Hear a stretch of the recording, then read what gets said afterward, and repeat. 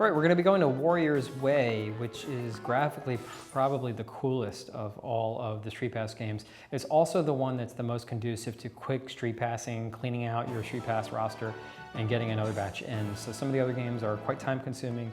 This one though is going to zip by pretty quickly.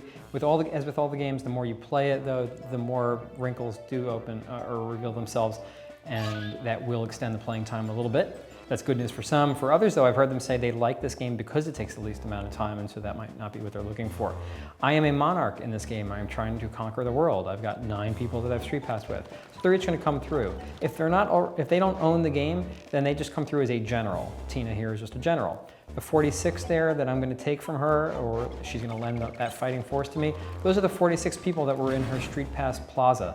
She's Street Passed with 46 people. Anybody who has a 3DS, you know that you can see all the Miis that you Street Pass with. There you go. But this person, Dio, he's a monarch. That's because he also owns the game. So he comes up differently.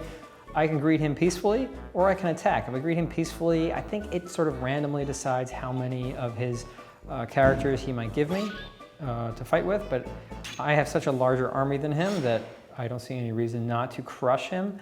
And this will preview it. So here's my army on the side. There's his pathetic little crew there, so this isn't going to go that well for him. Rock, paper, scissors is the main gameplay mechanic here. And so I get to divide up my troops, but I don't need to. Even if I change these, they retain their golden badges. I'll just show you that goes away there. So now there's a chance this unit might lose, depending on which one it happens to wind up being matched with, because I don't know which forces he's going to send out against me. But I can't lose here, so I just need to win 2 out of 3, and so I'm going to go right into it. And yeah, send out my cavalry here. And I'm sorry, Dio. By the way, you may notice that I'm on these hoverboards. When you begin the game, you get to choose which of 3 different types of, I guess, aesthetics you want for your military, and I want a futuristic military. I think he's going for some sort of Japanese samurai style. But I've crushed him. I take in his entire army. He's not actually gonna lose it when I Street Pass with him in the future. If I do, I don't actually know who he is. And in New York City, you do sometimes randomly Street Pass with people that you don't know. You Street Pass with them multiple times, which is weird. I guess people are on your same commute or whatever. He's not gonna lose that army though. It's just a way for me to get more troops. I wanna have the biggest possible army. That was good. That person is Street Pass with over 500 people, and that's bulking my army up a lot. Let's actually just greet this person peacefully because I don't want to waste your time too much. So I didn't get any troops from him at all. Same with, okay, Jason. So Jason's playing the game as well, but Jason's just not as far along as I am. So these days when I Street Pass with him, he doesn't have any chance against me, but again, I'm just gonna greet him peacefully. And he actually is, you saw that I greeted somebody else peacefully and I got nothing. He's actually given me 39 soldiers. But if I'd battled him, as I've battled him twice before already, each time I take his nearly 3,000 troops. So 6,000 of my troops actually are represented by his. Yes, I'm grabbing his troops repeatedly, and it's counting as multiple people on my side. And again, he doesn't lose them, so it's a weird way, I guess, of counting people and representing all that. But it makes sense as a game, I think. If it's not realistic, so be it. This is, I guess, looks a little bit like a risk map, right? And so here's the actual playing of the game. It's going to go by pretty quickly as well. You go in with a force. Now, I'm actually going to be going in against a larger military, so this should be interesting. An army at least 1.5 times their own. Might be too big. What do you folks think? Yes, it's more interesting and entertaining if I go and invade, so we'll see what happens here. There can be different conditions to the battle, so you might find that it's a really windy day, and they'll tell you that because of that, your archers, everybody's archers, are going to be less effectual. So archers may have a natural advantage, well they do, over, I forget if it's the mounted troops or if it's the other type of troops, I can't even remember which those are. But in this case, there's no special problem or special environmental condition.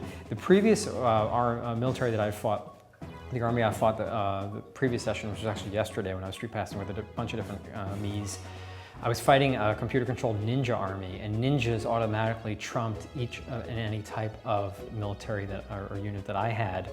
So they said, you just need to have so many more of them. Because what's basically going to happen is the mounted troops have an advantage over, say, the archer troops. In this case, these are all his, but rock would beat scissors, right? So if I had archers, they would be destroyed even if I had more archers than he had mounted troops because there's an advantage to the rock over the scissors. But if I had just an overwhelming number of archers, like, I don't know, double or triple the amount that he had of his advantageous army, I would win. In this case, as I divide them up, they're telling me that no matter what, my archers are going to lose, and that would make sense because my archers would be outnumbered if they were matched against his archers, and they would be absolutely flattened by any of his cavalry. So, terrible matchup there. I can use some play coins in order to get help, in which case I'm actually asking my advisor guy with 1 play coin, can you divide up my army for me? Well, why not? Let's have him do that. So this is his recommendation. So basically his recommendation is to sacrifice my archers. They're hopeless. That my cavalry, no matter what, are going to win. So they actually, yeah, because they would outnumber each of his cavalry, and they would, yeah, they would have a strength advantage over his archers as well. In fact, I don't know why he's necessarily claiming that I should have that many. But you know what? So what should I do first? Let's see, ready to fight. I guess if these guys are the guaranteed winners, I'll use them first. Oh, that's right. I could have spied. Oh, I should have done it. That was a new ability that I just unlocked. I forgot about that.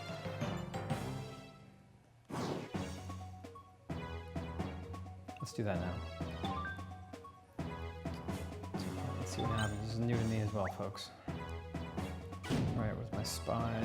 Oh, I'm spying. Okay.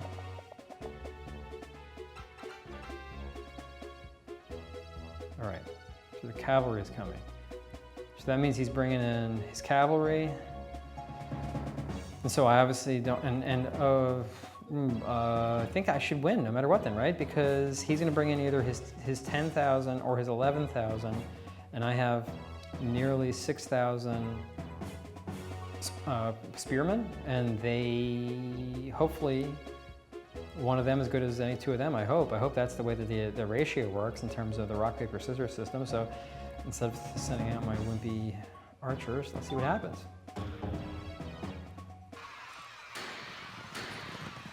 I have the advantage. Ooh, I won. All right, that's pretty cool. So the spying ability I unlocked only because every once in a while when you beat another military, you get materials.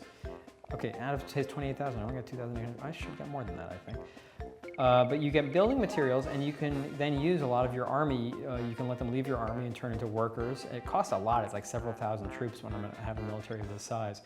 And they will make my castle grow, and that will unlock new abilities. So like one of the abilities is to spend a bunch of play coins to bring in mercenaries. You can bring in hundreds of mercenaries to really grow your army to sizable proportions. But I have also street pass with people who have militaries of 50,000 and 100,000. So my army isn't the biggest ever. 12 more countries remaining, and there you go. That was a street pass session for this game, which is, by the way, is made by Chunsoft, who have been around a while and do a variety of different things. But there we go. Kingdom Conquest complete, or well, sort of. Warrior's Way, a fun game, a little bit shorter than the others. Spike Chunsoft is the developer.